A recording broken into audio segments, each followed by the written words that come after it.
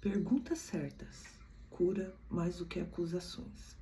Seja muito bem-vindo ao meu canal, meu nome é Mara Matos, estamos aqui para a gente crescer na graça e no conhecimento.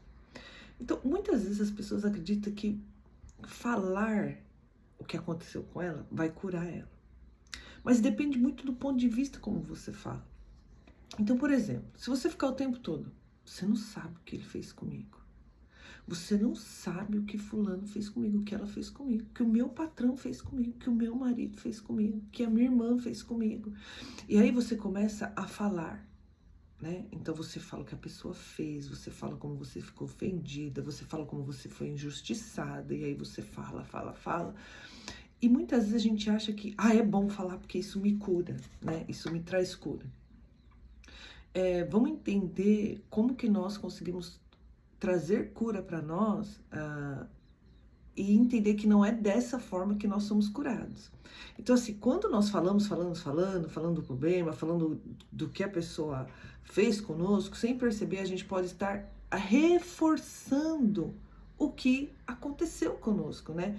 Emocionalmente, aquela experiência dentro de nós. Então, nós estamos reforçando. Cada vez que nós falamos, nós vamos revivendo ela. E nós vamos dando poder para ela, nós vamos alimentando ela. Então ela vai ficando cada vez mais forte, cada vez você vai se sentindo mais injustiçada mesmo, cada vez você vai entendendo que você tinha razão mesmo, cada vez você vai fortalecendo mais. Na psicologia nós entendemos que aquilo que recebe atenção constante ganha força emocional, emocional e neurológicas. Então assim, está ganhando força. Então não é você ficar falando para todo mundo, tá sempre lembrando, né? Então, você quando fica revivendo a dor, você fica trazendo a consciência, né? Então, quanto mais seu cérebro fortalece, mais esse caminho aí, essa dor vai ser ligada a você. Então, e quando algo parecido acontecer, como isso é algo que está sendo muito enraizado, você está falando disso muito, qualquer coisa que aconteça parecido, seu cérebro já vai entender que é aquilo que você viveu, então é parecido, então você já vai se armar, você já vai se, como é que eu posso dizer assim, você não vai estar pronta para viver algo parecido, porque o seu cérebro já vai colocar como algo que, não, você já viveu isso, é dor, né? Então, muitas vezes, aí as coisas é tão pequenininha e às vezes ela fica enorme para você, porque o seu cérebro tá tão ele já entendeu, né? Você fortaleceu isso dentro dele. Então, às vezes a coisa nem é tão grande, mas você tornou grande a ponto de até a pessoa que tá vivendo essa experiência com você está falando, meu, para que tudo isso? Você já percebeu, assim, alguma vez que a gente, né, as pessoas olham, por que você tá agindo assim? Só por causa disso? Para que tudo isso? Né? Por quê? Porque nós estamos alimentando, né? Então, e aí o que nós temos que entender? Que tipo de conversa nós temos que ter? O que nós temos que fazer, então, para conseguir ser curado, para conseguir ter uma mudança dentro de nós, né? Então, vou dar um exemplo. Às vezes a mãe chega no consultório, fica falando assim, meu filho é muito rebelde, porque meu filho, ele não me obedece, porque meu filho... Então, ela só tá ali só fortalecendo aquilo que está dentro dela, as queixas dela, aquilo que está irritando ela, aquilo que está mostrando as frustrações da expectativa dela. Então, quando nós olhamos para a palavra de Deus, né, e nós vemos quando Jesus frustrou a expectativa de Pedro, e nós vemos duas situações, né? Nós vemos a situação de quando, antes disso, Jesus falou, o que o povo está falando que eu sou, né? E aí Jesus fala, aí Pedro fala, nossa, você é o Cristo, o Filho do Deus vivo. E aí Jesus olha para ele e fala, olha Pedro, não foi carne nem sangue que te revelou, mas foi o próprio Espírito, né? Então imagina Pedro, gente, ali, né, no meio dos 12, e Jesus fala, olha, foi o Espírito que te revelou, não foi nem carne nem sangue. E aí ele tá se achando, porque quando nós acertamos, queridos, nós também ficamos, né, o tempo todo achando que a gente sabe tudo, né, porque, nossa, afinal de contas ele recebeu o elogio de Jesus e falou que o Espírito Santo que revelou para ele e tal. E aí, muitas vezes, nós vamos criando expectativas em cima disso.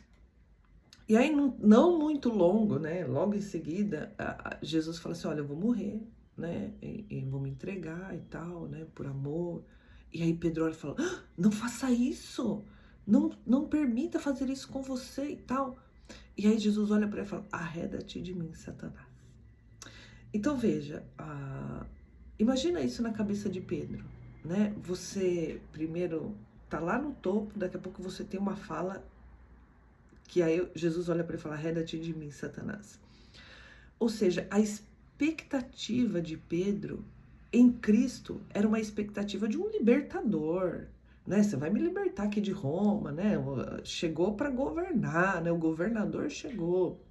Então era essa as expectativas que Pedro tinha. Ele não tinha um entendimento realmente daquilo que ia acontecer. E quando Cristo traz uma realidade para que ele veio, Pedro se frustra. E aí ele já automaticamente toma um posicionamento, né? Não faça isso, né? Então, olha como nós precisamos entender as nossas expectativas em cima de circunstâncias.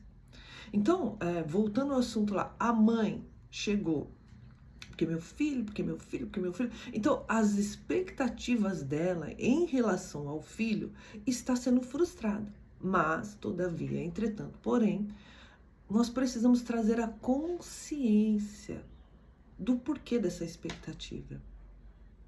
Por que que eu quero que meu filho haja dessa forma, né? E como eu estou contribuindo para ele agir dessa forma. Porque, queridos, o nosso comportamento, as nossas falas, ela muda o ambiente. Então, nós temos que estar conversando conosco e trazer umas perguntas certas para nós entendermos as nossas expectativas. Porque nós, queridos, muitas vezes como mãe acertamos, né? Assim como Pedro acertou e foi elogiado, né? E nós como mãe vamos acertar, vamos ser elogiados pelos nossos filhos. Nossa, mas que legal, porque nós temos boa intenção, né? E Pedro ali também, quando falou para Jesus, não faça isso, ele tinha boa intenção. Mas a expectativa dele estava num momento, num desejo errado, né? De uma forma errada. E muitas vezes nós não estamos colaborando com nossos filhos, com a pessoa que está ao nosso redor ou com a situação que nós estamos vivendo. Então, o que nós temos que fazer? Nós temos que perguntar. Porque quando o meu chefe agiu desse jeito, ou quando meu filho faz algo que eu não gostei, de vez você ficar falando, o tempo todo lembrando, né, falando do que te chateou, falando do que... Você trazer a consciência para você, por que que a pessoa agir assim me incomoda tanto. Vamos trazer para o contexto. Pedro. Se Pedro tivesse pensado, por que eu estou tão incomodado de Jesus se entregar? Qual tem sido a minha expectativa em cima de Jesus? Será que essa expectativa ela tá certa? Será que é para isso mesmo que ele veio? Será que eu estou entendendo o motivo? Então, queridos, quando nós mudamos a nossa forma de enxergar, né, de olhar também para nós, para aquilo que eu estou entendendo, para a forma de como eu estou vendo, muda tudo. Então, por exemplo, a pessoa chega lá, ficou perguntando, falando do filho e tal, né? Então, assim, a forma como eu olho, a forma como eu corrijo, a forma como eu reajo, também muda o ambiente. Então, a gente poder trazer esse olhar para nós, né? Como eu tenho agido? Por que que isso me incomoda tanto? Por que que o que aquela pessoa fez me frustrou tanto a ponto de eu não parar de falar do problema que ela fez comigo, né? Então a gente fica muito mais preocupado em falar o que o outro fez do que olhar para nós e ver por que que aquilo está me incomodando tanto. Quais eram as minhas expectativas em cima daquela pessoa que me frustrou tanto ao ponto de eu não parar de falar do problema, não parar de falar dela, não parar de falar daquilo que ela fez. Então, quando nós vamos aprendendo até isso na psicologia, a pessoa ela entra no consultório, ela já entra com várias queixas, né? Sempre apontando a questão do outro, né? Então, porque o fulano fez isso comigo, eu tô chateada, né? Mas as conversas certas e a gente trazer a consciência para a pessoa daquilo que realmente está movimentando a vida dela, aí a conversa vai mudando no decorrer da consulta, né? Por quê? Porque a pessoa vai falando, realmente eu acho que eu tô exagerando, ou então eu tô pressionando demais.